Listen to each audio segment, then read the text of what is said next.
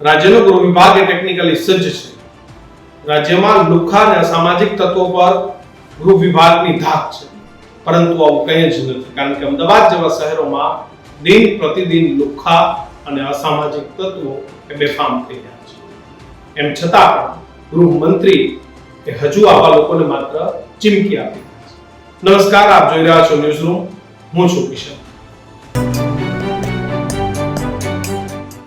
અમદાવાદમાં 24-48 કલાક પહેલા ઘાટલોડિયા વિસ્તારના ચાણક્યપુરીની અંદર અસામાજિક તત્વોએ એક સોસાયટી બાંધમાં લીધી.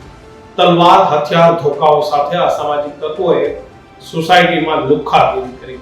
જોકે આમ તો ગૃહ વિભાગનો હવે ડર એ અમદાવાદ શહેરમાં નથી. થોડા દિવસ પહેલા જ અમદાવાદ શહેરની અંદર કૃષ્ણનગરની અંદર લુખ્ખાઓએ ખુલ્લેઆમ દાદાગીરી કરી હતી.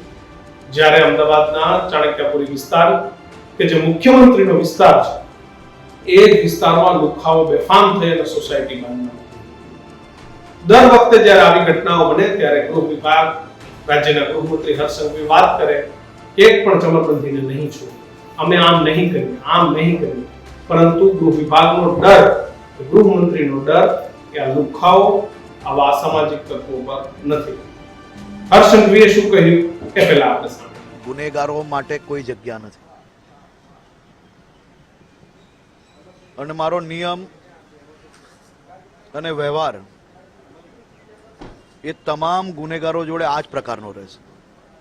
રાજ્યની પોલીસ જે કાયદો તોડશે તેની જોડે શું વ્યવહાર કરવો જોઈએ એ પોલીસને ખૂબ સારી રીતે સમજણ છે.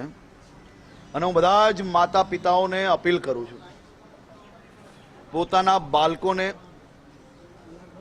કાયદો જરૂરથી શીખવાડી લેજો. જો કાયદો તોડશે તો નુકસાન જરૂરથી થશે. અને ગુજરાતનું સૂત્ર છે કે દાદાના રાજમાં કોઈ બી પ્રકારની દાદાગીરી એ આ રાજ્યની ધરતી પર ચલાવવા લેવામાં આવશે નહીં. કાયદામાં રહેશે, એ જરૂરથી ફાયદામાં રહેશે. આ પ્રકારની ભૂલ જો કરશો તો 7 જન્મ સુધી યાદ રહેશે એ પ્રકારની પરિસ્થિતિ કરવામાં આવશે. હર્ષ સંઘવીએ કીધું કે પોલીસે એનું કામ કરશે, આવા લોકોને નહીં છોડે. પરંતુ સવાલ અહીંયા એ છે કે હર્ષભાઈ સંઘવી અને અમદાવાદ પોલીસ, શું તમારો ધાક, તમારો ડર અમદાવાદના આવા લુખ્ખા, બુટલેગરો અને અસામાજિક તત્વો પર છે ખરો? એ પહેલા તમારી જાતને પૂછો. દર વખતે મીડિયામાં ઇન્ટરવ્યુ આપવાથી આવા લુખ્ખાઓ, આવા અસામાજિક તત્વો એ શાંત નથી બેસતું.